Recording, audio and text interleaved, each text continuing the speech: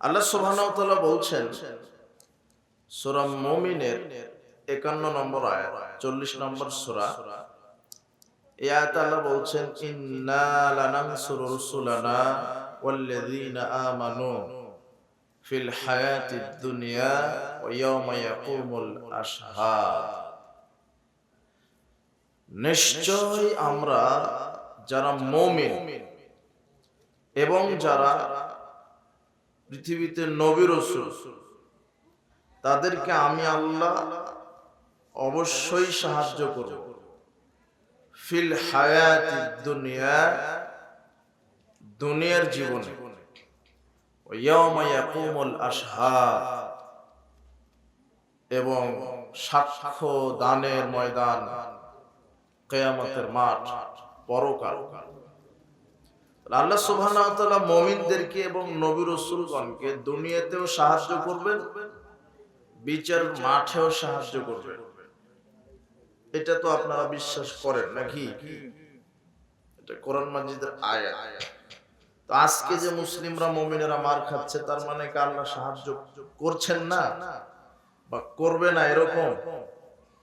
এটা আল্লাহ কোরআনে বলছে যে ইন্না, নিশ্চয় আমরা সাহায্য করব যারা পৃথিবীতে নবী রাসূল এবং যারা মুমিন নারী পুরুষ, এদেরকে আমরা সাহায্য করব, অবশ্যই করব ফিল হায়াতিদ দুনিয়া, দুনিয়ার জীবনে এবং বিচারের মাঠে। তো এই আয়াত তো ঠিক আছে। পৃথিবীতে বিগত যত নবী রাসূলগণ এসেছেন, অনেক নবী রাসূলের প্রতি এমন অত্যাচার করা হয়েছে। নূহ আলাইহিস সালাম, যিনি দিন রাত আল্লাহর পথে দাওয়াত দিয়েছেন, তার কওমের লোকেরা তাকে মারধর করে বাড়ির সামনে রেখে যেত। সকাল হলে আবার আল্লাহর রাস্তায় দাওয়াত দিতেন। তার মানে কি নূহ আলাইহিস সালামকে আল্লাহ সাহায্য করেননি? করেছেন। আল্লাহ সুবহানাহু ওয়া তাআলা বললেন নৌকা তৈরি করো, যারা ঈমান এনেছে তাদেরকে উঠিয়ে নাও, পৃথিবীর প্রত্যেকটা জীববস্তু জোড়ায় জোড়ায় উঠিয়ে নাও, আমি প্লাবনে যারা আমার বিরোধিতা করছে তাদেরকে ধ্বংস করব। এটি ইতিহাস। তো নূহ আলাইহিস সালামকে সাহায্য করেছে। 950 বছর দাওয়াত দেওয়ার পরে কয়েকজন মানুষ তার দাওয়াত কবুল করে মুমিন মুসলিম হয়েছিলেন। কিন্তু এছাড়া আরো নবী রাসূল ছিলেন পৃথিবীতে, এমনও নবী রাসূল ছিলেন যাদেরকে আল্লাহ ইসলামের দাওয়াত, কালেমার দাওয়াত, তাওহীদের দাওয়াত প্রচার করতে বলেছেন। আল্লাহ বলছেন ওয়ালাকাদ বাসনা ফি কুল্লি উম্মতি রাসূলান আন ইবুদুল্লাহ ওয়াজতানিবুত তাগুত। পৃথিবীতে যত নবী রাসূল প্রেরণ করেছি, সবাই এই কথা বলে দাওয়াত দিয়েছে যে এক আল্লাহর ইবাদত করো, তাগুতকে বর্জন করো। তো আল্লাহ সুবহানাহু ওয়া তাআলা নবী রাসূলগণকে সাহায্য করবেন, মুমিনদেরকে সাহায্য করবেন। তো এই সাহায্য কেমন? অনেক নবী রাসূলগণকে তার কওম হত্যা করেছে। ইহুদি খ্রিস্টানরা তাদের নবীদেরকে হত্যা করেছে, বনি ইসরাইল তাদের নবীদেরকে হত্যা করেছে। এমনকি আল্লাহ সুবহানাহু ওয়া তাআলা কোরআন মাজিদে বলছেন সূরা বাকারার 214 আয়াতে, আম হাসিবতুম আন তাদখুলুল জান্নাহ, তোমরা কি এটা মনে করে নিয়েছো যে জান্নাতে চলে যাবে? ওয়ালাম্মা ইয়াতিকুম মাসালুল লাযিনা খালাউ মিন ক্বাবলিকুম, অথচ তোমাদের উপরে ওই অবস্থা এখনো আসেনি। কি অবস্থা? মাসাতহুমুল বাসা ওয়াদ দাররা ওয়া যুলজিলু, তোমাদের পূর্বে এমন জাতি, এমন কওম ছিল যাদেরকে দুঃখ কষ্ট ধরেছে, যারা বিচলিত হয়েছিল। হাত্তা ইয়াকুলা রাসূল ওয়াল্লাযিনা আমানু মাআহু, এমন কি পৃথিবীতে যত নবী রাসূল তারা বলেছে, তার সাথে যারা ঈমান এনেছে তারাও বলেছে মাতা নাসরুল্লাহ, আল্লাহর সাহায্য কখন আসবে? অথচ আল্লাহ বলছেন আলা, অবশ্যই নাসরুল্লাহি করিব, খুব আল্লাহর সাহায্য খুব নিকটে। তাহলে অত্র আয়াত প্রমাণ করলো নবী রাসূলগণ অত্যাচারে অতিষ্ঠ হয়ে আল্লাহকে বলেছে, আল্লাহ তুমি কখন সাহায্য করবে। এই ঘটনা খাব্বাব রাদিয়াল্লাহু আনহু রাসূল সাল্লাল্লাহু আলাইহি ওয়াসাল্লামের নিকটে গিয়ে বলছেন, রাসূল সাল্লাল্লাহু আলাইহি ওয়াসাল্লাম ওই কাবা ঘরের ছায়ায় আশ্রয় বিশ্রাম নিচ্ছিলেন। এমন সময় মসজিদে নববীতে বিশ্রাম নিচ্ছিলেন। এমন সময় খাব্বাব রাদিয়াল্লাহু আনহু রাসূল সাল্লাল্লাহু আলাইহি ওয়াসাল্লামের কাছে এসে বলছেন, আলা তাদউ লানা আলা তাস্তানসিরু লানা, হে আল্লাহর রাসূল আপনি কি একটু দোয়া করবেন না আমাদের জন্য? আল্লাহর কাছে কি একটু সাহায্য চাইবেন না? মানে খাব্বাব রাদিয়াল্লাহু আনহু যখন ইসলামের দাওয়াত দিতে গেছে, একটা কামারের নিকটে দাওয়াত দিতে গেছে। কামার, তো কামার যে ওই যে কি কামার কাকে বলে, যে লোহা দিয়ে বিভিন্ন কিছু তৈরি করে, তাই না? তো ওকে বলছে ইসলাম কবুল করো। লোকটা এত ক্ষিপ্ত যে গরম লোহাটা খাব্বাবের পিঠের উপরে লেগে দিয়েছে। তো এই অবস্থা, এরকম অতিষ্ঠ নির্যাতন, এই অবস্থায় খাব্বাব রাদিয়াল্লাহু আনহু রাসূল সাল্লাল্লাহু আলাইহি ওয়াসাল্লামের নিকটে এসে বলছেন, আপনি একটু দোয়া করেন, আমরা তো মার খেতে খেতে শেষ হয়ে গেলাম, আমরা তো জুলুম অত্যাচার সহ্য করতে করতে শেষ হয়ে গেলাম, আপনি আল্লাহর কাছে একটু দোয়া করেন, একটু সাহায্য চান। তখন রাসূল সাল্লাল্লাহু আলাইহি ওয়াসাল্লাম বলছেন, খাব্বাব এখনই এত তাড়াহুড়া করছো কেন? জুলুম অত্যাচারের কি হয়েছে? শোনো, আমরা যে নবী, আমি যে নবী, আমার পূর্বে কত নবী রাসূল এসেছিল, তাদের উপরে এত নির্যাতন, কেমন নির্যাতন শুনবে?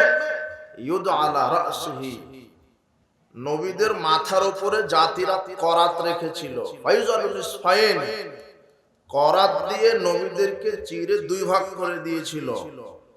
মা ইয়াসুদ্দু যালিকা আন দীনিক, তবু পৃথিবীতে কোন নবী রাসূল এবং ঈমানদার নারী পুরুষ দ্বীন ইসলাম ত্যাগ করেনি।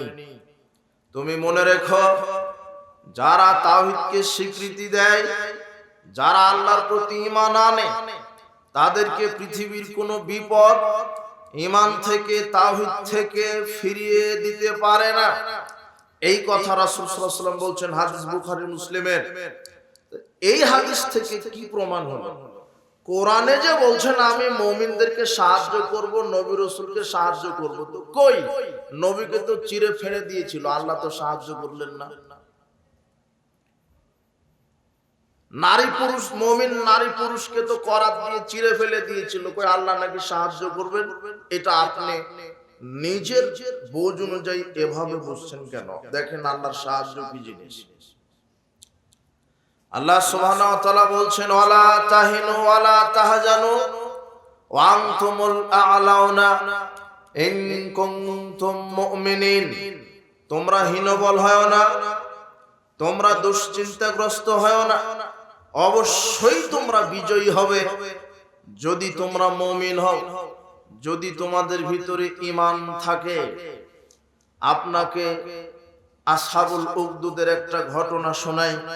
আল্লাহ বলছেন কোরআন মাজিদে, কুতিলা আসহাবুল উখদুদ, ওই যে আগুনওয়ালারা অভিশপ্ত, আগুনওয়ালারা, ইন্ধনওয়ালারা অভিশপ্ত।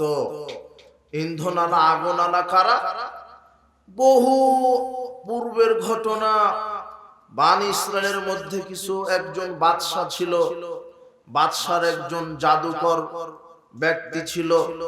জাদুকর যখন বৃদ্ধ হয়ে গেল, তখন জাদুকর বাদশাকে বলছে, বাদশা আমি তো মারা যাব, তো আপনাকে রাষ্ট্রের কাজে আর কে সাহায্য করবে? কাজে একজন বাচ্চাকে দেন, আমি কিছু জাদুবিদ্যা শিখিয়ে দিই। তখন বাদশা বলল, ঠিক আছে, এই যে অমুক ছেলেকে আপনি জাদুবিদ্যা শিখিয়ে দেন, আপনি মরার পর আমাকে সাহায্য করবে। তো বালককে জাদুবিদ্যা শিক্ষা দিতে দিতে বালক যে রাস্তা দিয়ে জাদুকরের কাছে যেত, ওই রাস্তার পাশে একজন ঈসা আলাইহিস সালামের দ্বীনের অনুসারী একজন বড় আলেম ছিলেন। আলেম বলছে যে না, জাদু বিদ্যা এগুলো শিরক, জাদুকে বিশ্বাস করলে ঈমান নষ্ট হয়। আল্লাহর দ্বীন মানতে হবে, তাওহীদ মানতে হবে, আল্লাহ একজন আছেন সৃষ্টিকর্তা, তার ইবাদত করতে হবে। তখন বালক দ্বিধায় পড়ে গেল যে জাদুকরের দ্বীন ঠিক না এই আলেমের দ্বীন ঠিক। তখন একদিন বালকটা রাস্তা দিয়ে যাচ্ছিলেন, যেতে বিশাল একটা প্রাণী। তো বালক আজকে মনে করছেন যে দেখি তো জাদুকরের দ্বীন ঠিক না এই আলেমের দ্বীনটা ঠিক, এটা পরীক্ষা করব। এই জন্য একটা ঢিল হাতে নিয়ে বলছে, এভাবে ছুঁড়ে মেরেছে প্রাণীর গায়ে। বলছে যে প্রাণীটা যদি আমার ঢিলে মারা যায় তাহলে আলেমের দ্বীন ঠিক, আলেমের কথা ঠিক, আর যদি মারা না যায় তাহলে জাদুকরের কথা ঠিক। তো এখন এই বালকটা ওই ঢিলটা নিয়ে প্রাণীর বিশাল একটা জন্তু, জানোয়ারের মতো প্রাণী, ঢিল মেরেছে, জানোয়ারটা ঢিল লাগার সাথে সাথে মারা গেছে। তখন বালক বুঝতে পারলো যে না, আলেমের দ্বীনই ঠিক। এই ঘটনা গোটা রাজ্য ছড়িয়ে গেছে। তখন বালককে ধরে বলা হলো এই ঘটনা কেন? তা বলছে যে আমি অমুক আলেম, ইসলামী গ্রহণ করেছি, এটাই দ্বীন ইসলাম। আর তখন বাদশা বলছে যে না, তাহলে তো বালকের এই ঘটনা দেখে সবাই ইসলাম গ্রহণ করা শুরু করেছে, তখন বালককে মেরে ফেলবে। বাদশা বলছে না, এই বালককে রাখা যাবে না, মেরে ফেলতে হবে। তখন বালক বলছে যে আমাকে তো মারতে পারবেন না। বালককে নিয়ে যা হলো পাহাড়ের উপরে, পাহাড় থেকে ফেলে দিবে, পারে না। নদীতে ডুবিয়ে মারবে, পারে না। তখন বালক বলছে না, আমাকে এভাবে মারতে পারবেন না, বলতে হবে বিসমিল্লাহ রব্বি হাযাল গোলাম, এইভাবে আমাকে মারতে হবে, যে আমি আল্লাহর নামে বালককে মারছি। তখন বাদশার কর্মচারীরা এই কথা বলে বালককে হত্যা করে দিল। আর বালক বলছিল আমাকে যেখানে মারবেন সেখানে যেন রাজ্যের সব লোক থাকে, দেখবে যে আপনি আমাকে কিভাবে মারছেন আর কার নামে মারছেন। তখন বাদশার লোকেরা বললেন বিসমিল্লাহ, আল্লাহর নামে এই রবের এই গোলামকে মারলাম। এই কথা বলে যখন বাচ্চার গায়ে, বালকের গায়ে আঘাত করা হলো, বালকটা মারা গেলেন। তখন তার রাজ্যবাসীর সব নারী পুরুষ বুঝতে পারলো যে না, রব একজন আছে, ঘটনা তো সত্য। তখন সবাই বলছে আমান্না বিল্লাহে, আমরা আল্লাহর প্রতি ঈমান আনলাম। সব রাজ্যের সব মানুষ একবারে তাওহীদ কবুল করে মুসলিম হয়ে গেল। তখন বাদশা রাগান্বিত হয়ে তার সভাপতি পরিষদকে বলছে যে বিশাল গর্ত খনন করো, বিশাল গর্ত খনন করো, যাতে করে আমার রাজ্যের এই সব মুসলিম, এই সব ইমানদারকে একসাথে পুড়িয়ে মারা যায়। বাদশার আদেশে বিশাল গর্ত খনন করে বিশাল আগুন লাগিয়ে রাজ্যের সব মুমিন নারী পুরুষকে পুড়িয়ে ছাই করে দিলেন। তো কই আল্লাহ যে কোরআনে বলছে মুমিনকে সাহায্য করবে? আমার কথা বুঝেননি মনে হয়? এটা সূরা বুরুজের ৩ নম্বর আয়াত, কুতিলা আসহাবুল উখদুদ। আল্লাহ বলছেন যে ওই যে গর্তওয়ালাকে অভিশপ্ত ওরা, যারা গর্ত খনন করে হাজারো লক্ষ লক্ষ মুমিন নারী পুরুষকে মেরেছে। কি আল্লাহ সাহায্য করতে পারতেন না? আল্লাহ তো কোরআনে বলেছেন আমি মুমিনকে সাহায্য করব, অথচ ঈমান আনার পরে তাদেরকে মরতে হলো। তো সাহায্য করলো কি? তার মানে আপনি মনে হয় বুঝেছেন যে নগদ আল্লাহ সাহায্য করে আপনাকে একবার জিতিয়ে দিবে। আল্লাহর সাহায্য এরকম নয়। আল্লাহর সাহায্য কিরকম? কত জাতি ধ্বংস হবে, বাতিলেরা, ইসলাম বিদ্বেষীরা মুসলিমদের উপর নির্যাতন নিপীড়ন চালাবে। এক পর্যায়ে আল্লাহ কোনো না কোনো একটা জাতিকে সাহায্য করবেন, করেছেন, আবারও করবেন, এটা আমরা বিশ্বাস করি। আর রাসূল সাল্লাল্লাহু আলাইহি ওয়াসাল্লাম বলছেন শোনো, তোমরা আল্লাহর কাছে দোয়া করো আর মনে করো দোয়া কবুল হয় না। দোয়া কবুল হয়, কিন্তু তোমরা চাও নগদ, কিন্তু আল্লাহ ওটা রেখে দেন। তুমি আল্লাহর কাছে দোয়া করো, ওটা পরবর্তীতে কবুল হবে বলে আল্লাহ ঝুলিয়ে রাখেন। অথবা আল্লাহ তোমাকে এই দুনিয়াতে সাহায্য করা না করে পরকালে বিচারে সাহায্য করতে পারেন, বিচার মাঠে, তবে আল্লাহ তোমাকে সাহায্য করবেই। এই কথা রাসূল সাল্লাল্লাহু আলাইহি ওয়াসাল্লাম সাহাবীদেরকে এইভাবে শিক্ষা দিলেন।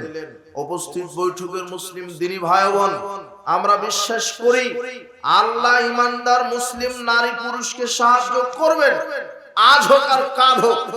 আজকে যারা মুসলিমদের উপরে নির্যাতন নির্মম নিপীড়ন চালাচ্ছে, এই ইহুদি খ্রিস্টান সাম্রাজ্যবাদীরা মুসলিমদের উপরে অমানবিক নির্যাতন চালাচ্ছে, আপনি মনে করছেন যে আমাদের কোনো সাহায্যকারী নেই? না, আরে সেই সময় কাবা ঘর ধ্বংস করতে এসেছিল আব্রাহা যখন কাবা ঘর ধ্বংস করতে আসলো, তখন আবু তালেব আব্দুল মুত্তালিবকে বলছেন, কি ব্যাপার, আপনাদের নাকি কাবা ঘর, তো আপনারা সহযোগিতা আপনারা বাধা দিচ্ছেন না কেন? আমরা তো চলে আসলাম। আব্দুল মুত্তালিব বলছে যে আমার কাবা ঘর ওটা আমার নয়, ওটা আল্লাহ, ওটা আল্লাহ বিষয়টা দেখবে। আমি উটের মালিক, আপনার লোক আমার উট নিল কেন, উট ফেরত দেন। আব্রাহা অবাক হয়ে গেলেন, কি বলে, এটা নাকি এরা নাকি কাবা ঘরের মালিক, অথচ কাবা ঘর ধ্বংস করতে আসলাম, কাবা ঘরে এরা বাধা দেয় না, এরা ভোগবাদী, এরা দুনিয়া নিচ্ছে, এরা উট নিচ্ছে। কিন্তু আব্দুল মুত্তালিব এমন কথা নিক্ষেপ করেছে, ওটা আল্লাহ, ওটা আল্লাহর ঘর, আল্লাহ রক্ষা করবে। তখন আল্লাহ ঝাঁকে ঝাঁকে পাখি প্রেরণ করে পাথর মেরা আব্রাহার গোষ্ঠীকে হত্যা করেছে, ধ্বংস করেছে। এগুলি ইতিহাস আছে। তবে আজ হোক আর কাল হোক, বিশ্বাস করেন, আজকে ফিলিস্তিনি মুসলিম জনতার উপরে যে নির্যাতন চালাচ্ছে, এই পৃথিবীতে 57টা মুসলিম রাষ্ট্র আছে, 57টা মুসলিম রাষ্ট্রের 57 জন রাষ্ট্রপ্রধান আছে, নেতা নেত্রী আছে, এরা সবাই মুসলিম। এরা হজ মৌসুমে হজ করে, যাকাতের সময় অনেকে জাকাতও দেয়, এরা পরহেজগারিতা দেখায়। আপনি কি বলছেন? আপনি মনে করছেন যে এরা কি সাহায্য না করলে কি আল্লাহ সাহায্য করবে না? আরে পৃথিবীর কেউ যদি সাহায্য এগিয়ে না আসে, তাহলে মুমিনের বন্ধু একমাত্র কে সাহায্য করবে? আল্লাহ। এটা বিশ্বাস করেন। আর মামলা করবেন তো মানুষের কাছে কেন? মামলা দিবেন কার কাছে? আল্লাহর কাছে। আল্লাহকে বলেন, আল্লাহ আমার এই ফিলিস্তিনি মুসলিম নির্যাতিত ভাই বোনদেরকে তুমি হেফাজত করো, আজ হোক আর কাল হোক করবে।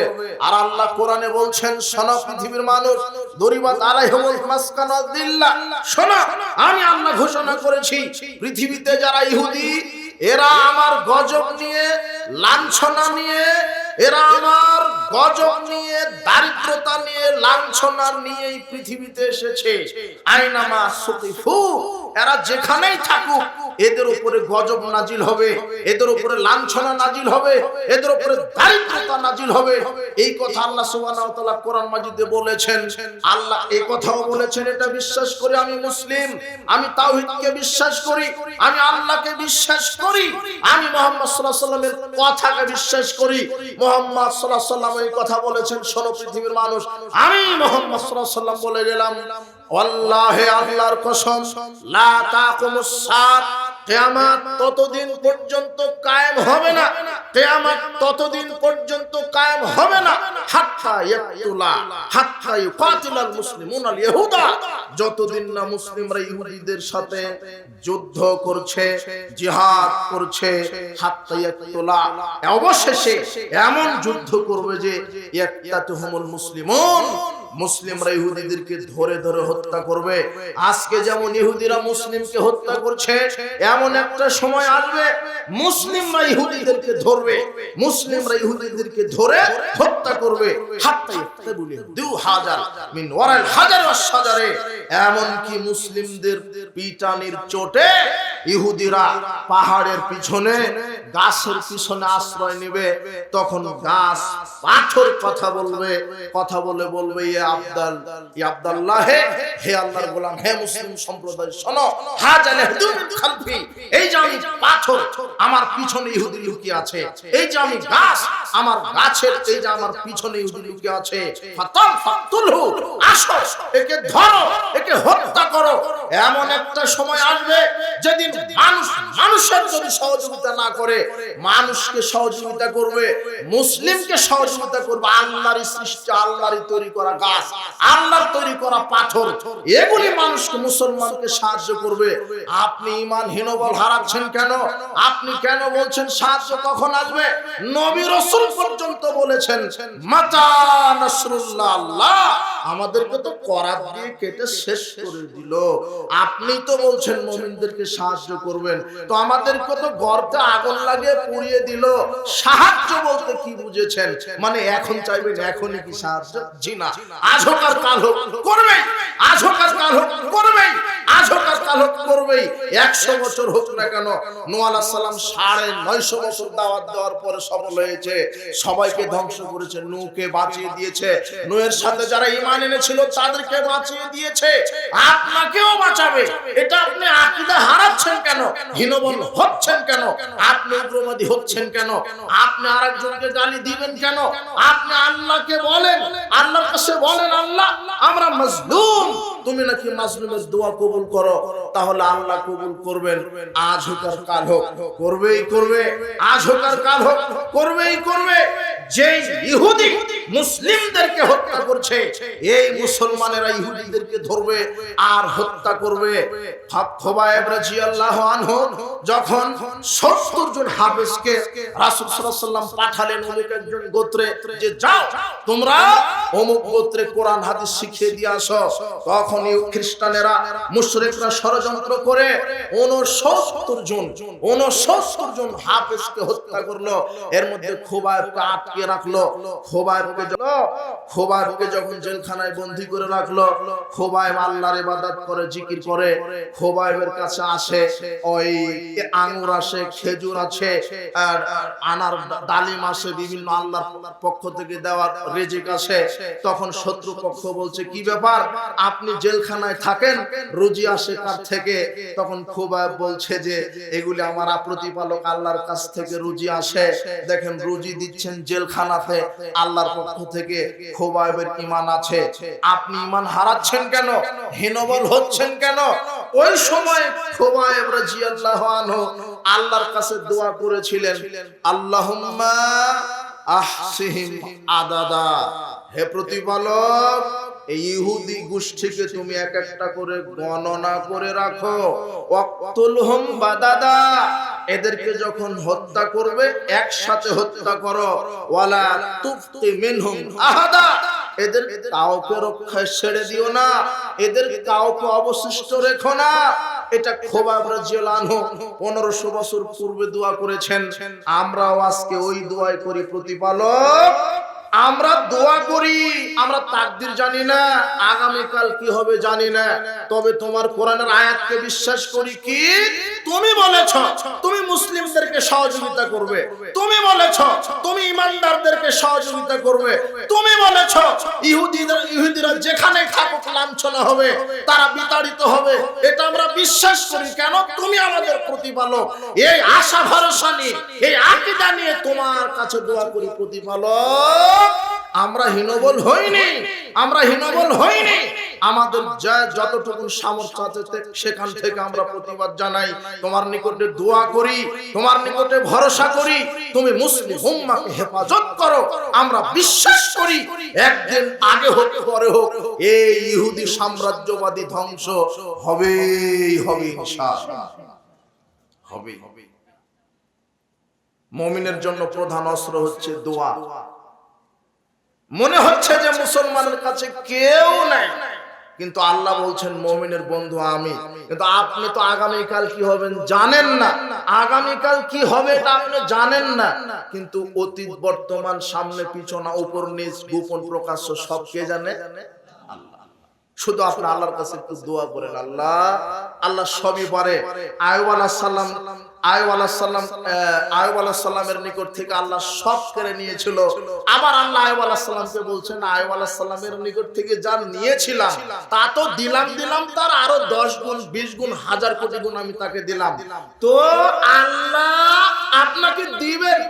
আজকে মুসলিমরা ধ্বংস হচ্ছে, মুসলিমদের উপর নির্যাতন চলে আসছে, আফগানে, আপনার ফিলিপাইনে, আপনার কাশ্মীরে, আপনার প্যালেস্টাইনে মুসলিমরা নির্যাতিত হচ্ছে।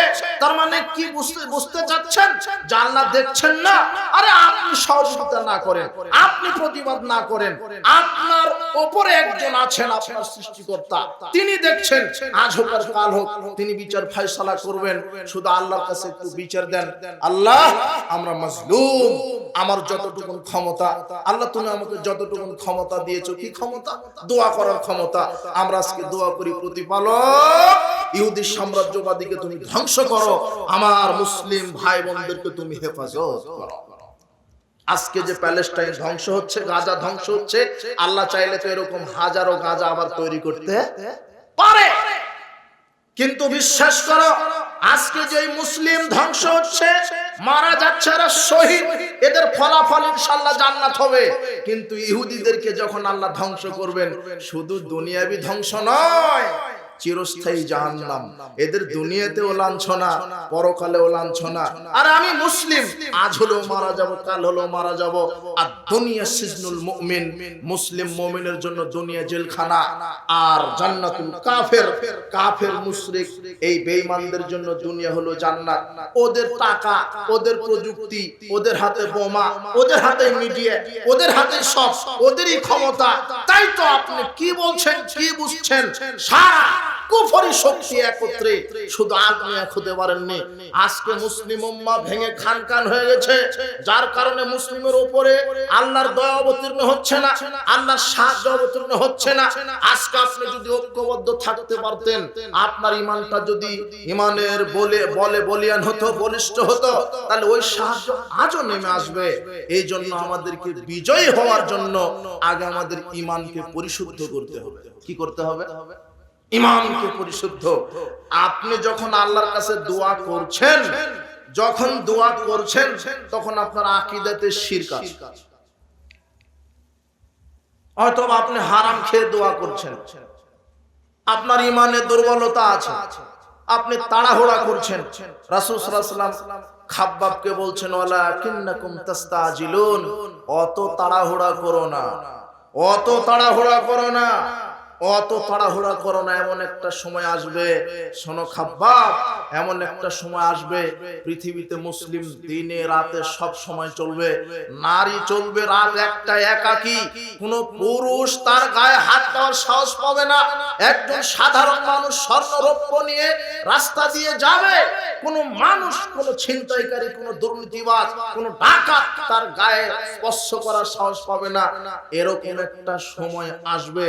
এই কথা মুহাম্মদ সাল্লাল্লাহু আলাইহি ওয়াসাল্লাম বলেছেন, আজ হোক আর কাল হোক আসবেই, এটা আমরা বিশ্বাস করি। আপনাকে একটু দোয়া করতে হবে, অন্তর থেকে আল্লাহর নিকটে দোয়া করতে হবে, আপনার ঈমানকে পরিশুদ্ধ করতে হবে, একনিষ্ঠতা বাড়িয়ে দিতে হবে, তাওহীদের উপর আপনাকে টিকে থাকতে হবে, তাহলে আল্লাহ সাহায্য করবেন। এমন একটা সময় আসবে, এটা বিশ্বাস করি, যে আল্লাহ মুমিনদেরকে সাহায্য করবেন।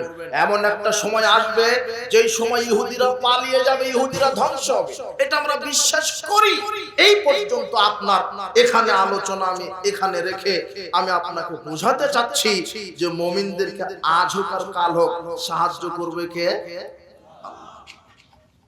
করবে। আর মুমিন আজকে মৃত্যুবরণ করছে মানে এই নয়, কেননা মৃত্যুবরণ তো একদিন করাই লাগবে। আজকে ফিলিস্তিনি শিশুরা বোমার মধ্যে উঠছে, আকাশে উঠছে, ওই সন্তান আপনারই, ওটা আপনারই ভাই, আপনারই সন্তান। কেন? ওটা মুসলিম, এক মুসলিম আর এক মুসলিমের ভাই, আল মুসলিম আখুল মুসলিম। ওই সন্তান আকাশে উঠছে মানে ওটা আমার সন্তান। এক ভাই বাড়ি হারালো মানে আমার বাড়ি হারিয়ে গেল, এটা অন্তরে রক্তক্ষরণ হয়। এই জন্য আল্লাহর কাছে দোয়া করেন। আপনি যেই সময় ঈদ পালন করলেন, বিশ্বাস করেন তারা ঈদ পালন করতে পারেনি। আপনি যেই সময় রমাদানের বরকত খুঁজলেন, তার রমাদানের বরকত খুঁজতে পারেনি। আপনি যেই সময় ঈদের নতুন পোশাক গায়ে দিলেন, বিশ্বাস করেন তারা জানাজার জন্য বডিটাই পায়নি, জানাজার পোশাক তো বহুদূরের কথা। আপনি হীনবল হচ্ছেন কেন? মানুষকে চিরে ফেলা হয়েছিল, তাও তারা ইসলাম থেকে ফিরে যায়নি। এই জন্য দোয়া করতে হবে কার কাছে? আল্লাহর কাছে। এতটুকু আপনার কাছে রাখা যে আপনি এইভাবে কোরআনের আয়াত বলেন না যে আল্লাহ নাকি সাহায্য করবে। কবে? ইউসুফ আলাইহিস সালাম 12 বছর জেলখানায় কাঁদলো, নবী 12 বছর, তো আপনি 2 দিন কেঁদে বলছেন কোথায় সাহায্য করবে? কেউ তো করে না। কেউ যদি না করে গাছ আপনাকে সাহায্য করবে, কেউ যদি না করে পাথর আপনাকে সাহায্য করবে, কেউ যদি সাহায্য না করে তাহলে পাখি দিয়ে সাহায্য করবে, করবেই করবে। তবু কে করবে? আল্লাহ।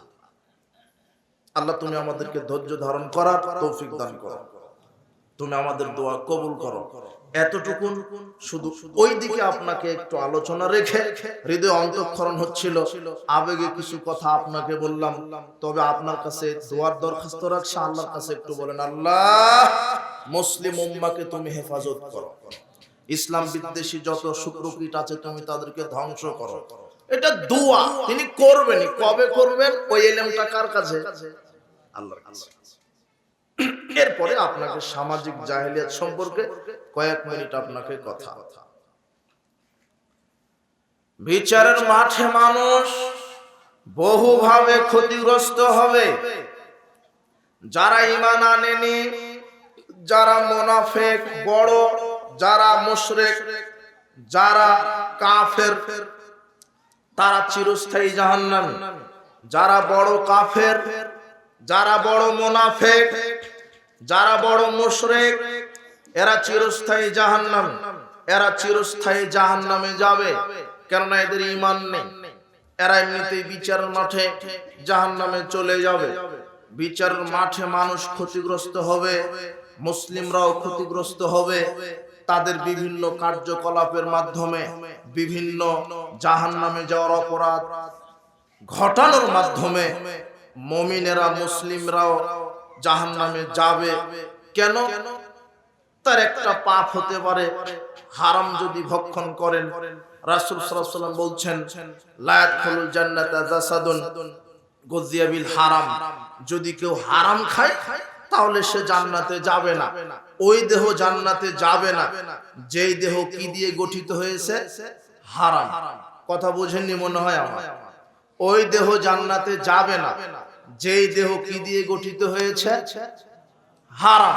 তো হারাম কি? সুদ খাওয়া কি হালাল? মদ খাওয়া হারাম, সুদ হারাম, ঘুষ খাওয়া হারাম, দুর্নীতি করা হারাম, মাদক সেবন করা হারাম। তো এই হারামে যদি জীবিকা নির্বাহ করেন, ঘুষের টাকা যদি থাকে, সুদের টাকা যদি থাকে, দুর্নীতির টাকা যদি থাকে, তাহলে এগুলি খেয়ে যদি আপনার শরীর পরিপুষ্ট করেন, তাহলে আপনি তো জাহান্নামে যাবেন।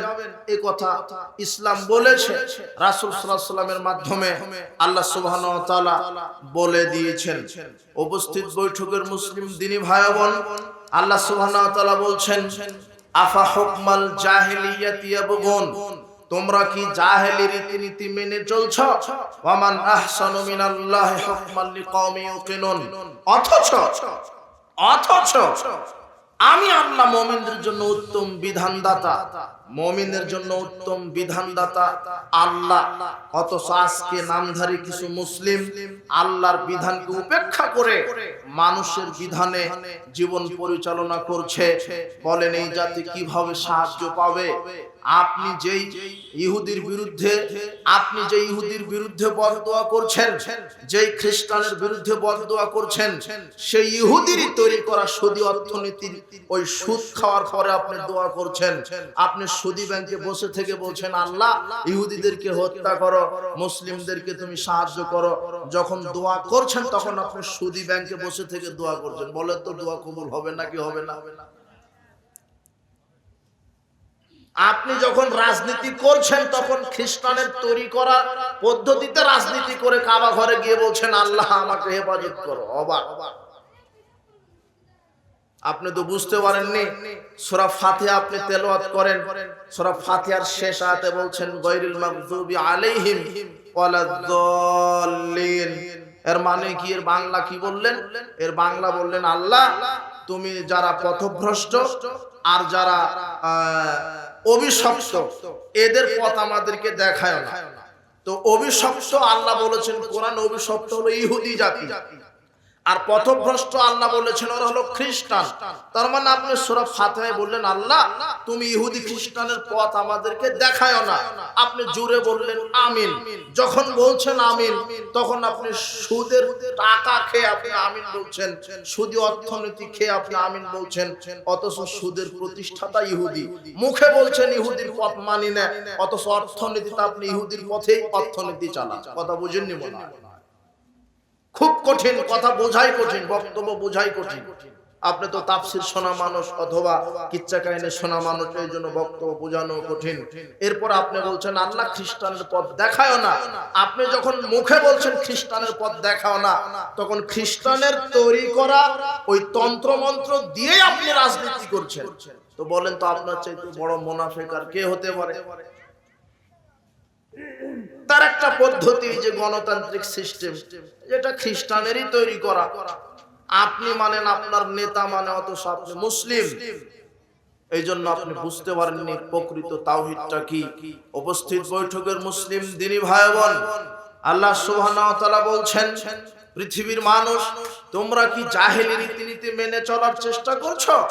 অথচ মুমিনদের জন্য উত্তম বিধানদাতা আমি আল্লাহ।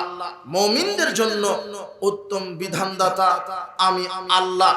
আব্দুল্লাহ ইবনে আমর রাদিয়াল্লাহু আনহু বলেন, রাসূল সাল্লাল্লাহু আলাইহি ওয়াসাল্লাম বলেছেন, লা ইয়াতিয়ান্নাল উম্মতি মা তালা বানি ইসরাঈল, আমার উম্মতের ওই অবস্থা হবে যে অবস্থা বানি ইসরাইলের হয়েছিল। হাজওয়ান নাল বিন নাল, যেমন দুই পায়ের জুতা সমান, ঠিক বানি ইসরাইল ইহুদি খ্রিস্টান যেমন হবে, আমার মুসলিম উম্মতেরা তেমন হবে। হাত্তা ইন কানা মিনহুম মানাতাম মাওলানিয়া, যদি ইহুদি খ্রিস্টানের মধ্যে এমন লোক থাকে যে তারা মায়ের সাথে জিনা করেছে, লা কানা ফি উম্মতি মিসলাউ যালিক, তাহলে মুসলিমরাও মায়ের সাথে জিনা করে থাকবে। তার একটা পাপ হলো সুদের পাপ। 1 টাকা সুদের সাথে জড়িত থাকলে 36 বার মায়ের সাথে জিনা করলে যত পাপ হয়, 1 টাকা সুদের সাথে জড়িত থাকলে তার চাইতে বেশি পাপ হয়। তো এই কথা মুহাম্মদ সাল্লাল্লাহু আলাইহি ওয়াসাল্লাম বলেছেন। এরপরে তিনি বলছেন, ইন্না বানি ইসরাঈলা তাফারাকাত আলা সিনতাইন ওয়া সাবিনা মিল্লাতান, বানি ইসরাঈল কম বিভক্ত হবে 72 কাতারে, 72 ফিরকায়। ওয়া তাফতারিকু উম্মাতি আলা 73 মিল্লাতান, আর মুসলিমরা বিভক্ত হবে 73 ফিরকায়। কুল্লুহুম ফিন্নার, 72 ফিরকা জাহান্নামে যাবে। ইল্লা মিল্লাতান ওয়াহিদাতান, এক ফিরকা জান্নাতে যাবে। 72 কাতার মুসলিম জাহান্নামে যাবে, এক কাতার জান্নাতে যাবে। আল্লাহর নবীকে জিজ্ঞাসা করা হলো, মান হিয়া রাসূলুল্লাহ, এক কাতার যারা জান্নাতে যাচ্ছে তারা কারা? তখন তিনি বলছেন, আমি মুহাম্মদ সাল্লাল্লাহু আলাইহি ওয়াসাল্লাম এবং সাহাবীদের রীতিনীতি যারা সার্বিক জীবনে মেনে চলবে তারা হবে সরাসরি জান্নাত প্রাপ্ত দল। এখন আপনি যদি পৃথিবীতে সার্বিক জীবনে করেন এবং সেই সুন্নাহ মেনে চলেন, তাহলেই তো আপনি জান্নাতি দল হলেন। কিন্তু আপনার সার্বিক জীবনে কোথায় আল্লাহর বিধান, কোথায় রাসূল সাল্লাল্লাহু আলাইহি ওয়াসাল্লামের সুন্নাহ? আপনি অর্থনীতিতে সুদখোর, আপনি রাজনীতিতে কুফরি তন্ত্র মেনে রাজনীতি করেন, আপনি শিক্ষানীতিতে আপনি নাস্তিকবাদী শিক্ষানীতিকে প্রতিপালন করছেন, আপনি সামাজিকতায় আপনি জাহেলি নীতি পালন করছেন। সামাজিকতায় আপনার জাহেলিয়াত, আপনার গান বাজনা জাহেলিয়াত, আপনার দুর্নীতি জাহেলিয়াত, আপনার সুদ ঘুষ জেনা ব্যভিচার জুয়া লটারি, আপনার এগুলি জাহেলিয়াত। অথচ আপনি মুসলিম, আপনি সুদের সাথে সম্পৃক্ত, আপনি মুসলিম, আপনি গান বাজনার সাথে সম্পৃক্ত, আপনি মুসলিম, আপনি জেনা ব্যভিচারের সাথে সম্পৃক্ত, আপনি মুসলিম, আপনি জুয়ার সাথে সম্পৃক্ত। বিশ্বাস করেন আপনি মুনাফিক, বিশ্বাস করেন আপনি প্রকৃত মুসলিম হতে পারেননি। উপস্থিত বৈঠকের মুসলিম দিনী ভাই বোন, জাহেলিয়াতকে কবর দিতে হবে। আল্লাহর নবী বলছেন, মান দা বিদাওয়াল জাহেলিয়া ফাওয়া মিন জুসা জাহান্নাম, যে ব্যক্তি জাহেলিয়াতের পথে চলবে আর একজনকে আহ্বান করবে, তাকে আল্লাহ জাহান্নামের খড়ি বানাবেন। সাহাবীরা জিজ্ঞাসা করলেন, আল্লাহর নবী, ওয়াইন সামা ওয়া সাল্লা, যদিও তারা সালাত সিয়াম আদায় করে তবুও কি জাহান্নামে যাবে? তখন তিনি বলছেন, হ্যাঁ, যদিও সালাত সিয়াম আদায় করে তবুও জাহান্নামে যাবে। জাহেলিয়াত কত খারাপ, জাহেলিয়াত নগ্নতা। এই যে হাটে বাজারে রাস্তাঘাটে আপনার মেয়ে আপনার স্ত্রী উলঙ্গ হয়ে ল্যাংটা হয়ে চলছে, অর্ধনগ্ন হয়ে চলছে, বেহায়া হয়ে চলছে, এটা জাহেলিয়াত। আপনি সুদের সাথে জড়িত, আপনি সুদী অর্থনীতির উপর ভিত্তি করে আপনি আপনার জীবিকা নির্বাহ করছেন, এটা জাহেলিয়াত। আপনি ঘুষ ছাড়া জনগণের সেবার নামে যে দুর্নীতি ঘুষ প্রযুক্তি চালু করেছেন, এটা জাহেলিয়াত। অথচ আপনি মুসলিম। আল্লাহ বলছেন, মানুষের কি হলো, তারা কি জাহেলি বিধান মানছে? অথচ আমি আল্লাহ মুমিনের জন্য উত্তম বিধানদাতা। সুদ হারাম, ঘুষ হারাম, জেনা হারাম, গান বাজনা মাদক হারাম। কোন মুসলিম এগুলোর সাথে সম্পৃক্ততা থাকতে পারে না। উপস্থিত বৈঠকের মুসলিম দিনী ভাই বোন, হে যুব সমাজ, তোমাদেরকে বলছি, তুমি তোমার ঈমানকে মাদকতার কাছে বিক্রি করে দিও না। তুমি তোমার ঈমানকে গান বাজনার কাছে বিক্রি করে দিও না। তুমি তোমার ঈমানকে নগ্ন নারীর কাছে বিক্রি করে দিও না। বিশ্বাস করো, বিচারের মাঠ বড় কঠিন, কবর বড় কঠিন। সামরা বিন জুনদুব রাদিয়াল্লাহু আনহু বলছেন, রাসূল সাল্লাল্লাহু আলাইহি সাল্লাম সালাত শেষ করার পরে আমাদের দিকে মুখ করে বলতেন, কানান নবী সাল্লাল্লাহু আলাইহি সাল্লাম ইদা সাল্লা সালাতান, রাসূল সাল্লাল্লাহু আলাইহি সাল্লাম সালাত শেষ করে আমাদেরকে বলতেন, আচ্ছা তোমাদের কে আজকে রাতে স্বপ্ন দেখেছো? তোমাদের কে আজকে রাতে স্বপ্ন দেখেছো? তোমাদের মধ্যে কে আজকে স্বপ্ন দেখেছো? বলো, আমি তাবির করে দিব। হাল রামিনকুম মাহাদুন রুয়া, তোমাদের মধ্যে কি কেউ আজকে রাতে স্বপ্ন দেখেছো? সামরা বিন জুনদুব রাদিয়াল্লাহু আনহু বলছেন, যদি কেউ স্বপ্ন দেখতেন তিনি তাবির করে দিতেন। একদিন আমরা বললাম কুল্লা না লা, কুলনা লা, আমরা বললাম না, আমরা কেউ স্বপ্ন দেখিনি। তখন তিনি বলছেন, লাকিন্নী রাইতুল লাইলাতা, আমি স্বপ্ন দেখেছি আজকে একটা। সেটা কি? আমি স্বপ্নে দেখলাম রাজুলাইনা আতানে ফাখাযা বিয়াদিয়া, দুজন ব্যক্তি আসলো আমার দুই বাহু ধরে, ফাখরাজানি ইলাল আরদিল মুকাদ্দাসা, বাইতুল মুকাদ্দাসের দিকে নিয়ে যাচ্ছে। বাইতুল মুকাদ্দাসের দিকে নিয়ে যাচ্ছে। বাইতুল মুকাদ্দাসের দিকে নিয়ে যেতে আমি কিছু দৃশ্য দেখলাম। ফাইজা রাজুলুন জালিসুন, এক ব্যক্তি বসেছিল, ওয়ারাজুলুন কায়েমুন বিয়াদিহি কালুবুম মিন হাদিদ, আরেক ব্যক্তি বসে ওই লোহার হাতুড়ি আর লোহার সাঁড়াশি নিয়ে বসে আছে। আরেক ব্যক্তিও বসে আছে, আরেক ব্যক্তিও বসে আছে। এক ব্যক্তি স্রেফ বসে আছে আর আরেক ব্যক্তির হাতে আছে লোহার সাঁড়াশি। লোহার সাঁড়াশি, লোহার সাঁড়াশি দিয়ে কি করছে? গাল চিরে দিচ্ছে। ইন্নাহু ইয়াদখুলু ফি শিদকিহি, যখন ওই যে লোহার সাঁড়াশিটা গালে ঢুকে দিচ্ছে, হাত্তা ইয়াবলুগা কাফাহু, গাল গর্দান পর্যন্ত চিরে যাচ্ছে। সুম্মা ইয়াফালু বিশিদকিল আখার মিসলা যালিক, দ্বিতীয় গালটাও ভাবে চিরে দিচ্ছে। রাসূল সাল্লাল্লাহু আলাইহি ওয়াসাল্লাম বলছেন, মান হাযা মা হাযা, এই ব্যক্তিটা কে, এরকম করছে কেন এই ব্যক্তির সাথে? তখন দুজন ফেরেশতা বলছে, আপনি সামনে চলেন। ফান্তালাকনা, আমরা সামনে গেলাম। হাত্তা আতাইনা রাজুলিন আলা মুস্তাজিন আলা কাফাহু, এমন একটা ব্যক্তির পাশে গেলাম, এমন একটা ব্যক্তির পাশ দিয়ে গেলাম যে ব্যক্তিটার পাশে, যে ব্যক্তিটা শুয়ে আছে তার মাথার পাশে একজন লোক দাঁড়িয়ে আছে। বিশিরিনা বিফিরিনা সাখরাতিন ফায়াশতাকু বিরাসাহু ফাইদা দারাবাহু তাদাহাদাল হাজারু ফান্তালাকা ইলাইহি, যখন ওই ব্যক্তিটা পাথর দিয়ে তার মাথায় মারছে, মাথা চূর্ণ বিচূর্ণ হয়ে যাচ্ছে, পাথর ছিটকে দূরে চলে যাচ্ছে, পাথর আনতে আনতে আবার মাথা ভালো হয়ে যাচ্ছে। ইয়াফআলু বিহি লা ইয়াউমিল কিয়ামা, এইভাবে তাকে মাথা ফাটানো হবে কিয়ামত পর্যন্ত, ওইভাবে তার গাল চিরে দেওয়া হবে কিয়ামত পর্যন্ত। আমি বললাম, এই দুজন ব্যক্তির এরকম হচ্ছে কেন? তখন তারা বলছে, আপনি সামনে চলেন তো, আরো কিছু দেখানোর আছে। সামনে যখন গেলেন, রাসূল সাল্লাল্লাহু আলাইহি ওয়াসাল্লাম বলছেন, আমি এমন একটা জিনিস দেখলাম, ইলা মিসলু তান্নুর, একটা ওই যে চুলার নিকট দিয়ে গেলাম, চুলার ভিতরে আদাকু আলাউ যাইকুন, ওই চুলার উপরের অংশটা একেবারে সংকীর্ণ, ওয়াসফালা ওয়াশিউন, আর নিচের দিকে ফাঁপা, ইয়াতাওয়াক্কাদু তাহতাও নারা, ভিতরে আগুন প্রজ্বলিত করা আছে। ফাইজা তারাবার তাফাউ হাত্তা কাদা ইয়াখরুজু ফাইজা খামাদাত রাজাউ ফিহা নিসাউন রিজালুনা নিসাউরাতুন, দেখি ওই আগুনের চুলার মধ্যে কিছু নগ্ন উলঙ্গ নারী, আগুনের চুলার মধ্যে নগ্ন উলঙ্গ নারী। আমি বললাম, এরা কারা? তখন দুজন ফেরেশতা বলছে, আপনি আরো সামনে চলেন তো, আরো কিছু দেখানোর বাকি আছে। ইলা, এমন একটা জায়গায় গেলাম, রক্তের নদী, রক্তের নহর। আমি বললাম যে এটা কি? রক্তের নদীর মাঝখানে ফিহি কায়েমুন রাজুলুন মিন আলওয়াসাতিন নাহারে, ওই রক্তের মাঝে, নদীর মাঝে একটা ব্যক্তি দাঁড়ানো আছে, আর আরেকজন ব্যক্তি কিনারা থেকে, ওই যখন লোকটা কিনারায় চলে আসার চেষ্টা করছে, পাথরটা মেরে দিচ্ছে, আবার লোকটা নদীর মাঝখানে চলে যাচ্ছে। আমি বললাম যে এরা কারা? ফাখবিরানি আম্মা রাআইতু, এখন আপনারা আমাকে বলেন যে দৃশ্যগুলি দেখালেন। আরো লম্বা হাদিস সংকীর্ণ করে আপনাকে শুধু এটা বোঝানোর জন্য নিয়ে আসলাম। যে এই দুজন ফেরেশতাকে আল্লাহর নবী বলছে যে যে আমাকে এতক্ষণ যে আপনারা যেটা দেখালেন সেটা আমাকে বলেন, যে ওই যে গাল চিরে দেওয়া হলো ওটা কে? তখন দুজন ফেরেশতা বলছে হলো মিথ্যুক, মিথ্যা কথা বলতো তাই তার গাল চিরে দেওয়া হচ্ছে, এটা কবরের শাস্তি। মাথা ফাটানো হচ্ছে সেটাকে।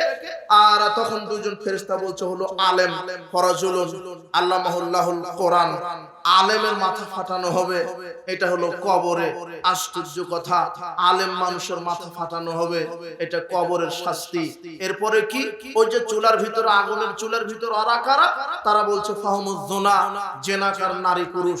স্ত্রী থাকার পরও যেই পুরুষ অন্য নারীর সাথে জেনা করে, স্বামী থাকার পরও যেই স্ত্রী অন্য পুরুষের সাথে জেনা করে, যেই যুবক প্রেম ভালোবাসার নামে, 31st নাইটের নামে, পয়লা বৈশাখের নামে, বিশ্ব ভালোবাসা দিবসের নামে, বা যেটাই বলছে যারা দৈহিক সম্পর্কে লিপ্ত হচ্ছে, হে যুবক যুবতী সমাজ, হে উপস্থিত বৈঠকের নারী পুরুষ, জেনাকে কবর দিতে হবে, না হলে কবরের শাস্তি। আর যারা জেনা করে মারা যাবে এরা লজ্জাস্থানের দুর্গন্ধ এত হবে যে জাহান্নামে থাকা এদের কঠিন। লজ্জাস্থানের দুর্গন্ধ খুবই কঠিন। বলছিলাম উপস্থিত বৈঠকের মুসলিম দিনী ভাই বোন। এরপরে বলছেন ওই যে রক্তের নদীতে ওই ব্যক্তির খবর কি? বলছে আকিলুর রিবা, হলো সুদ খায়, হলো সুদ খেত। সমাজে যারা সুদ খায় এদের হলো কবরের শাস্তি এরকম, আর বিচার মাঠে জাহান্নাম। তো এখানে আরেকটা জাহেলিয়াতকে স্পষ্ট করতে গিয়ে আরেকটা কয়েক মিনিট আপনার সাথে কথা, যে আলেমের মাথা ফাটানো হবে, আলেমের কি অপরাধ? কথা বুঝেননি মনে হয়? ও সুদ খেলো রক্তের নদীতে, জেনা করলো আগুনের চুলাতে, মিথ্যা কথা বললো, ওর গাল চিরে দিল, আলেমের কি অপরাধ? আলেম তো ভালো মানুষ, আলেমের মাথা ফাটানো হলো কেন? কেন আলেমের মাথা ফাটানো হচ্ছে? ওই হাদিসে 1386 নম্বর হাদিস বুখারী, রাসূল সাল্লাল্লাহু আলাইহি ওয়াসাল্লাম বলছেন, দুজন ফেরেশতা বলছেন যে হ্যাঁ এদের মাথা ফাটানো হচ্ছে কেন জানেন? ইয়ানামু আনিস সালাতির ইয়ানামু আনহু বিল্লাইলে, আলেম ফাজিল কামেল পাশ করেছে, আলেম পাশ করেছে, ও চাকরি করে মসজিদ মাদ্রাসায়, কিন্তু ঠিকমতো আমল করে না, রাতে শুধু ঘুমায়।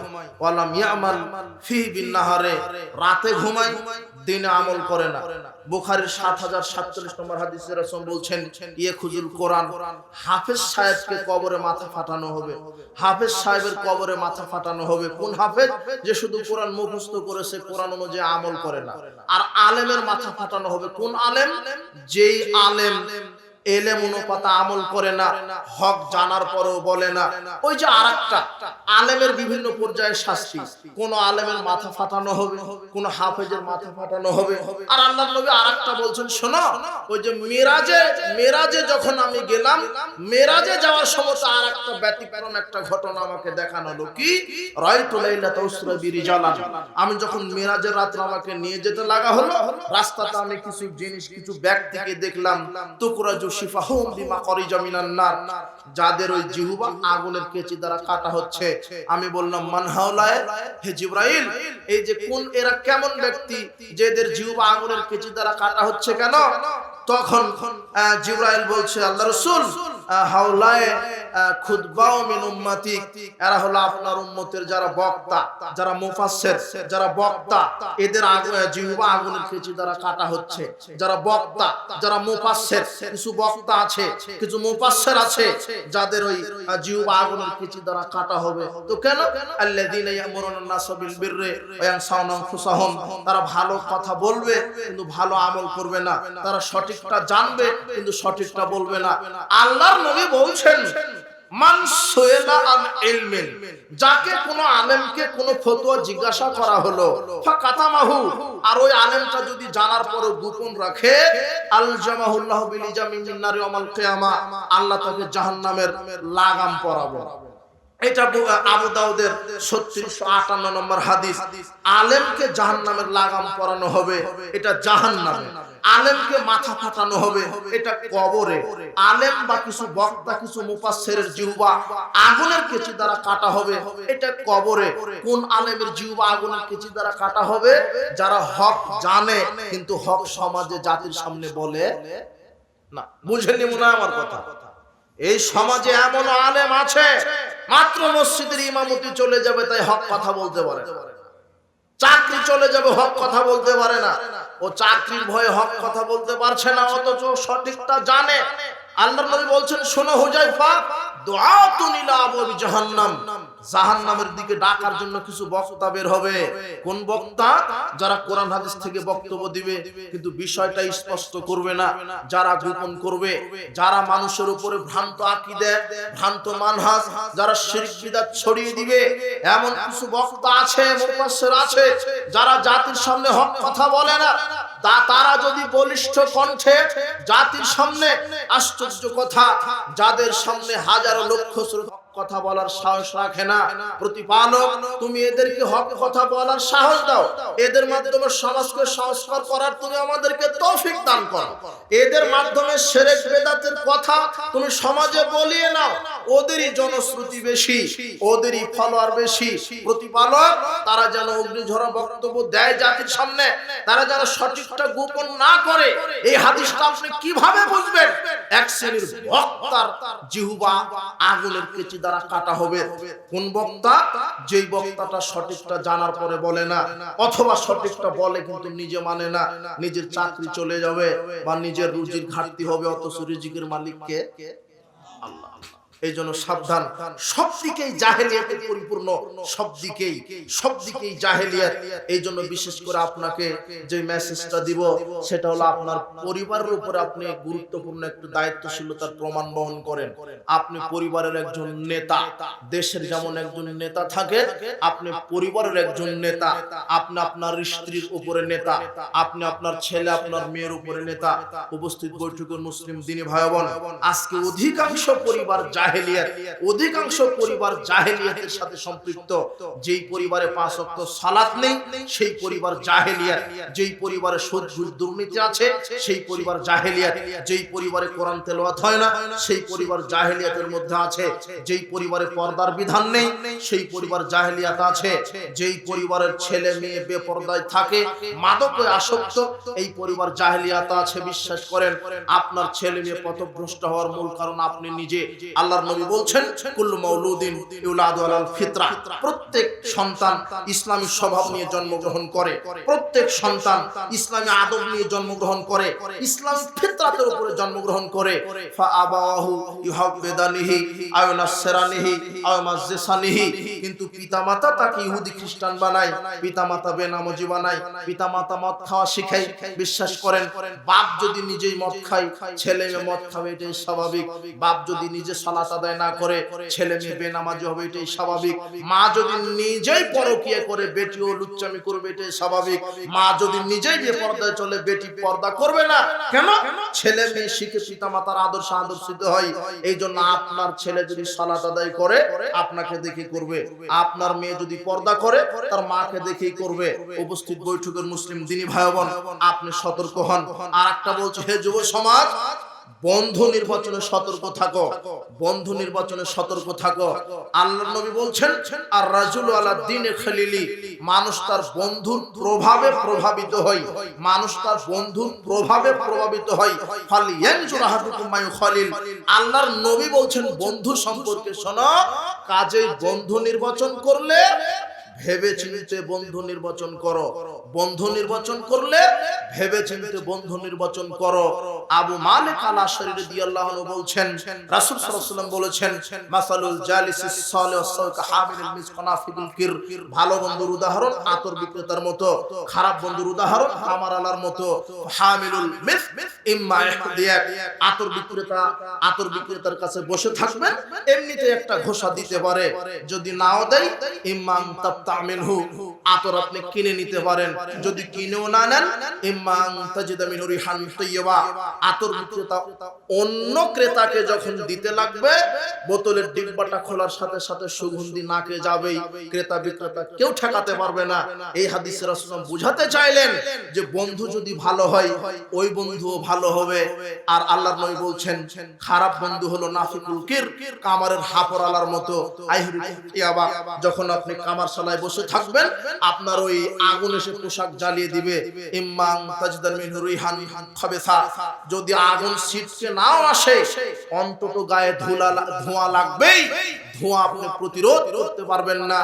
আল্লাহর নবী এই হাদিসের সারাংশে বোঝাতে চাচ্ছেন, সঙ্গ দোষে লোহা ভাসে, লোহা পানিতে ছেড়ে দিবেন ভাসবে না, কাঠের সাথে লাগিয়ে দিবেন কাঠও ভাসবে, লোহা তো ভাসবে ভাসবে, কাঠকেও ভাসাবে। বিশ্বাস করেন, আপনার মেয়েটা খুব ভালো পরহেজগার ছিল, কিন্তু এমন বান্ধবীর সাথে ঘুরে যে বেপরদা শিখেছে, সালাত ছেড়ে দিয়েছে, ও প্রেম ভালোবাসায় ডুবে গেছে, পরকে ডুবে গেছে। কেন? বান্ধবী যেরকম আরেক বান্ধবী ওরকম।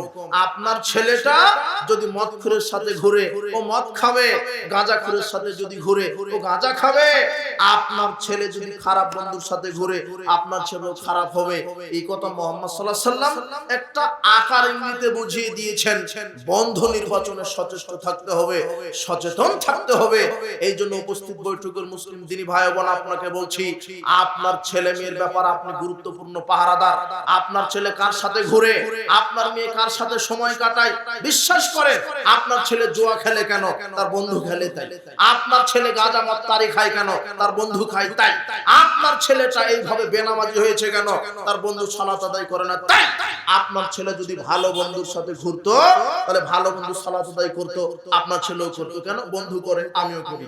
বন্ধু সিয়াম রাখে, আমিও করি। বন্ধু কোরআন তেলাওয়াত জানে, আমিও করি। বন্ধু মক্তবে পড়ে, আমিও পড়ি। বন্ধু মাদ্রাসাতে পড়ে, আমিও পড়ি। এটাই কোরআন হাদিসের অনুকূল বক্তব্য। আল্লাহ বলছেন, শোনেন, আশ্চর্য মেসেজ আল্লাহ সুবহানাহু ওয়া তাআলা কোরআন মাজিদে দিলেন। আল্লাহ বলছেন, ইয়াউমা ইয়াফিরুল মারউ মিন আখি ওয়া উম্মিহি ওয়া আবিহি ওয়া সাইবাতি ওয়া বানি। বিচারের মাঠে স্ত্রীকে দেখে স্বামী পালিয়ে যাবে, সন্তানকে দেখে মা, মাকে দেখে সন্তান পালিয়ে যাবে, ভাই ভাইকে দেখে পালিয়ে যাবে। তবে এই যুবক শোনো, যদি তুমি দুনিয়াতে মুমিন বন্ধুর সাথে বন্ধুত্ব করো, তাহলে মুমিন বন্ধু তোমাকে পালাবে না। তোমাকে দেখে আল্লাহ বলছেন, আল আখিল্লাউ ইয়াউমা ইযিম বাউদুহুম লিবাউদিন আদুবুন ইল্লাল মুত্তাকিন। দুনিয়াতে যারা খারাপ বন্ধু, তারা বিচার মাঠে পরস্পর শত্রু হবে। আর দুনিয়াতে যারা মুমিন বন্ধু, তারা বিচার মাঠে পরস্পর শত্রু হবে না। এই জন্য আল্লাহর নবী বলছেন, পৃথিবীর মানুষ লা তুসাহিব ইল্লা মুমিনান, মুমিন ছাড়া কাউকে বন্ধু বানাবে না, মুমিন ছাড়া কাউকে বন্ধু বানাবে না। যদি আজকে দুনিয়াতে আপনার মুমিন বন্ধু থাকে, বাপ সন্তানকে দেখে পালিয়ে যাবে, স্ত্রীকে দেখে স্বামী পালিয়ে যাবে, কিন্তু মুমিন বন্ধু আরেকজন মুমিন বন্ধুকে দেখে পালাবে না। তিরমিজিতে একটা হাদিস আসছে, রাসূল সাল্লাল্লাহু আলাইহি ওয়াসাল্লাম বলছেন, যখন বন্ধুকে জাহান্নামের দিকে নিয়ে যেতে থাকবে, কোন একটা অপরাধের কারণে জাহান্নামে নিয়ে যাবে ফেরেশতারা, তখন মুমিন বন্ধু আল্লাহকে বলবে, আল্লাহ, একসাথে মাঠে বসে বক্তব্য শুনেছি, একসাথে ওয়াজ মাহফিলে যেতাম, আমরা একসাথে রমাদানের সিয়াম রেখেছি, ওই যে বন্ধুটা জাহান্নামে যাচ্ছে, একসাথে মসজিদে 5 ওয়াক্ত সালাত জামাতে পড়েছি, একসাথে রমাদানে কোরআন তেলাওয়াত করেছি, জিকির করেছি, একসাথে সমাজ কল্যাণমূলক কাজ করেছি, প্রতিপালক আমার বন্ধুকে জান্নাত দিতে হবে। তখন আল্লাহ এই মুমিন বন্ধুর সুপারিশ করে তোমাকে জান্নাত দিয়ে দেবে। যেখানে তোমার বাপ তোমাকে দেখে পালিয়ে যাবে, তোমার স্ত্রী তোমাকে দেখে পালিয়ে যাবে, বিশ্বাস করো, রক্তের সম্পর্কের চাইতে ঈমানের সম্পর্ক হাজার লক্ষ কোটি গুণ বড়।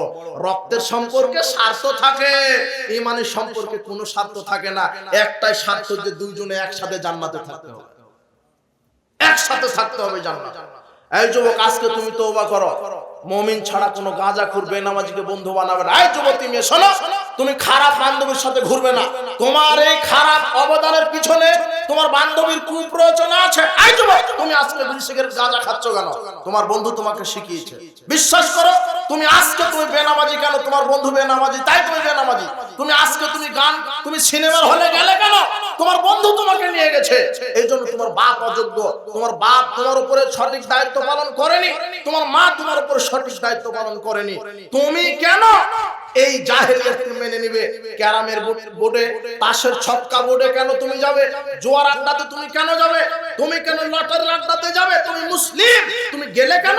তোমার বন্ধুর প্রয়োজনে তুমি গেছো। বিশ্বাস করো, অভিভাবক, পিতামাতা, অভিভাবক, আপনাদেরকে বলছি, আপনি সতর্ক হন, আপনি সতর্ক হন। আপনার ছেলে মেয়েকে কি শিক্ষা দিচ্ছেন? সঠিক শিক্ষা দেন, আলেম বানান, হাফেজ বানান। বিচার মাঠে হাফেজের অনেক সম্মান। হাফেজের পিতামাতাকে আল্লাহ বিচার মাঠে মুকুট পরাবেন, এমন তাজ পরাবেন, পরানোর সাথে সাথে সূর্যের আলো অন্ধকার হয়ে যাবে। ওটা হাফেজের পিতামাতা। আর হাফেজকে বলবেন যে আমার সব জান্নাতের সব দরজা, সব জান্নাত খোলা, সব জান্নাত, যেখানে খুশি থাকো, যেখানে খুশি থাকো। এটা হাফেজের মর্যাদা। আলেমের জন্য আকাশ জমিন সব দোয়া করে, আলেমের জন্য আকাশ জমিন জীব বস্তু জড় বস্তু সব দোয়া করে। মক্তবে পড়াশোনা করাবেন আপনার ছেলেকে, আপনার ছেলেকে মক্তবে পড়াশোনা করাবেন, কিন্ডারগার্টেন প্লে গ্রুপে ভর্তি করালেন কেন? ওখানে কি পড়াশোনা করা হয়? আমি কিন্ডারগার্টেন প্লে গ্রুপে ভর্তি করতে নিষেধ করছি না, আমি জাতিকে আমরা বলছি, মেসেজ দিচ্ছি, যত প্রাইভেট আপনার কোচিং সেন্টার আছে, কিন্ডারগার্টেন আছে, নার্সারি আছে, আপনাদের অনুরোধ করছি আপনারা কোরআন সুন্নাহ অনুযায়ী সিলেবাস তৈরি করুন। এরপরে বাংলা ইংরেজি কেমিস্ট্রি শিক্ষা দেন, কোনো আপত্তি নেই। কিন্তু আজকের অধিকাংশ প্লে কিন্ডারগার্টেন আর এই প্রাইভেট স্কুল কলেজগুলি সাজানো হয়েছে টোটালি একটা নাস্তিক্য সিলেবাস, যেখানে আমার একটা ছেলে মাস্টার্স ডিগ্রি পাস করার পরে সালাম দিতেই শিখছে না, বলছে আসসালামু আলাইকুম। যেখানে একটা ছেলে মাস্টার্স পাস করার পরে সূরা ফাতিহা বলতে পারে না, জানাজার দোয়াটা বলতে পারে না, ওই সিলেবাসের কি দরকার? আমার ছেলে কিন্ডারগার্টেনে পড়বে, প্লেতে পড়বে, নার্সারিতে পড়বে, প্রাইভেট বিশ্ববিদ্যালয়ে পড়বে, তবে কোরআন সুন্নাহর শিক্ষা সিলেবাস বাধ্যতামূলক হতে হবে। আল্লাহ তুমি এদেরকে এই সঠিক বুঝ দান করো। এছাড়া যে প্রাইভেট কোচিং সেন্টারগুলি, কিন্ডারগার্টেনগুলি কোরআন সুন্নাহ বিবর্জিত, এখানে আপনার ছেলে মেয়েকে ভর্তি করাবেন না। আশ্চর্য কথা, আপনি গর্ব করছেন, আপনি গর্ব করছেন আমার ছেলেটা 4 বছর বয়স ইংরেজিতে কথা বলতে পারে, এই গর্বের 5 পয়সা দাম নেই। যদি ওযু না জানে, যদি সালাত না শিখে, যদি সূরা ফাতিহা না জানে, ওই গর্বের কি দাম? আপনার ছেলেটা কম্পিউটার জানে, আপনার ছেলেটা মোবাইল জানে, জি না, এগুলি গর্বের বিষয় নয়। গর্বের বিষয় আমার ছেলে তো সঠিক ইমানদার, আমার মেয়ে তো সঠিক ইমানদার, সালাত সিয়াম হজ যাকাত আদায় করে, আমার ছেলে সূরা ফাতিহা জানাজা জানে, আমার ছেলে ওযু গোসল তায়াম্মুম জানে, আমার ছেলে সূরা ফাতিহা জানে, 5 ওয়াক্ত সালাত জানে। এটাই তো শিখার কথা। আপনার ছেলেকে মক্তবে পড়াবেন, আপনার ছেলেকে কোরআন সুন্নাহর সিলেবাস অনুযায়ী শিক্ষা প্রতিষ্ঠানে পড়াবেন, তাহলে দেখবেন আপনার 4 বছরের ছেলেটা সালাম দিচ্ছে শুদ্ধভাবে, আসসালামু আলাইকুম ওয়া রাহমাতুল্লাহি ওয়া বারাকাতুহু। কি সুন্দরভাবে দিচ্ছে না? ওটা মক্তবে শেখানো হয়, হুজুরেরা শেখায়। বলে বাবু পিতামাতার জন্য দোয়া, রব্বির হামহুমা কামা রব্বায়ানি সগীরা। বলে বাবু এই যে পিতামাতা মারা গেলে এইভাবে দোয়া, কিভাবে? আল্লাহুম্মা গফির লাহু ওয়ারহামহু ওয়াফি ওয়াফু আনহু ওয়াকরিম নুজুলাহু ওয়াসি মাদখালাহু ওয়াগসিলহু বিল মাই ওয়াসসালজি ওয়াল বারাদ ওয়া নাক্কিহি মিনাল খাতায়া কামা নাক্কাস সাওলা ফিয়াজু মিনাদ দারা আবদিলহু দারান খায়রাম মিন দারিহি ওয়া লান খায়রাম মিন আহলিহি ওয়া জাওজান খায়রাম মিন জাওজিহি ওয়াদখিলুল জান্নাহ ওয়াজহু মিন আযাবিল কবরি ওয়া মিন আযাবিন নার। এইভাবে 5 বছরের ছেলেটা পিতামাতার জন্য দোয়া করতে পারবে। যখন এইভাবে দোয়া করবে, বাপ মারা গেলে আপনার ছেলেটা এইভাবে দোয়া করবে, মা মারা গেলে মায়ের জন্য দোয়া করবে, তখন আল্লাহ বিচার মাঠে পিতামাতার মর্যাদা বাড়িয়ে দিবেন। পিতামাতা অবাক হয়ে বলবে এত মর্যাদা কেন?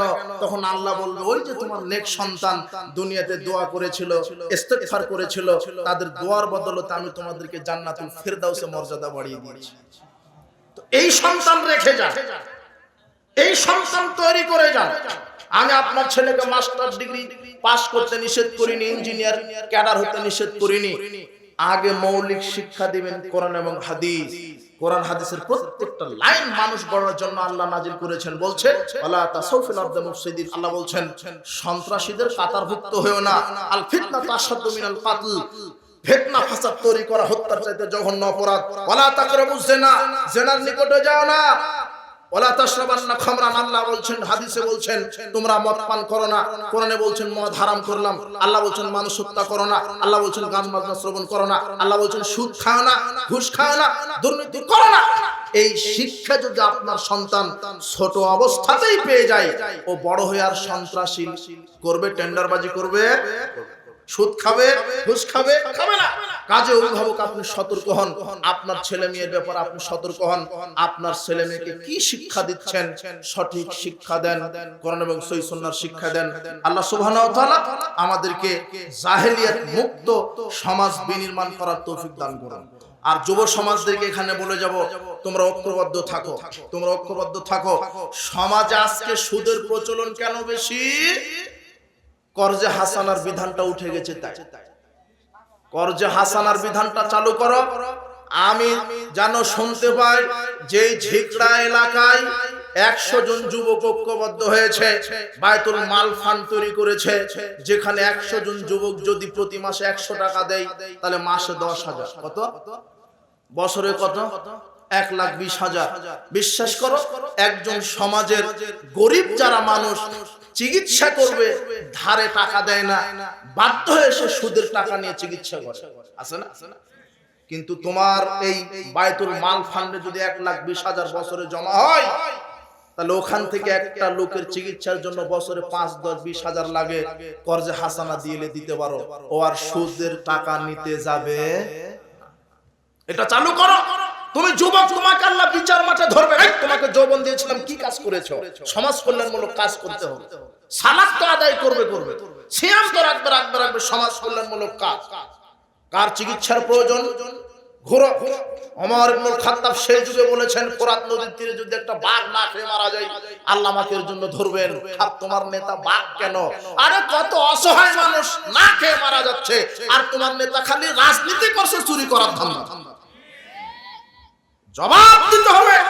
আর এই যুবক, তুমি ঠিক বলছো কোন কারণে? তুমি তো সেই নেতাকে ভোট দিয়ে নেতা বানিয়েছো। আশ্চর্য কথা, তুমি যাকে নেতা বানিয়েছো সে সালাত তো বহুদূর কথা, অজুই শিখেছে, অজুই জানে না। আশ্চর্য কথা। আমি অনেক কথা ছিল, তোমাকে আর ওইভাবে বলছি না, তুমি ঐক্যবদ্ধ হও।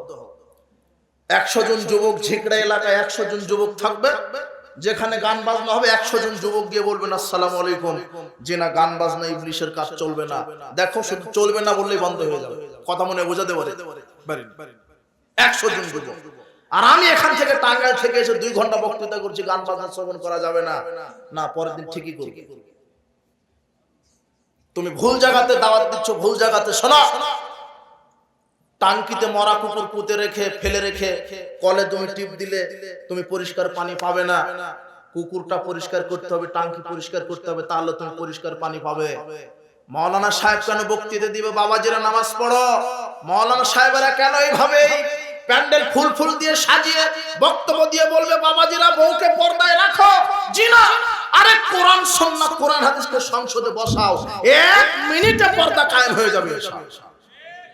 কেন বক্তৃতা দিবে বাবাজিরা বিড়ি সিগারেট জর্দাগুল হারাম?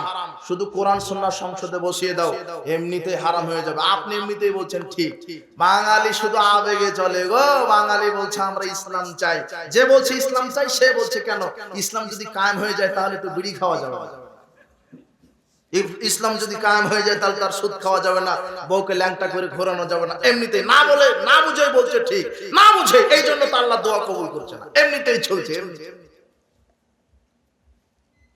তুমি আল্লাহর কাছে দোয়া করো, আল্লাহ এমন একটা অভ্রান্ত যোগ্য নেতা তুমি পাঠিয়ে দাও, যার মাধ্যমে পুরো দেশটা শিরক, বিদআত, জুলুম, নির্যাতন, দুর্নীতি, সুদ, ঘুষ মুক্ত থাকে।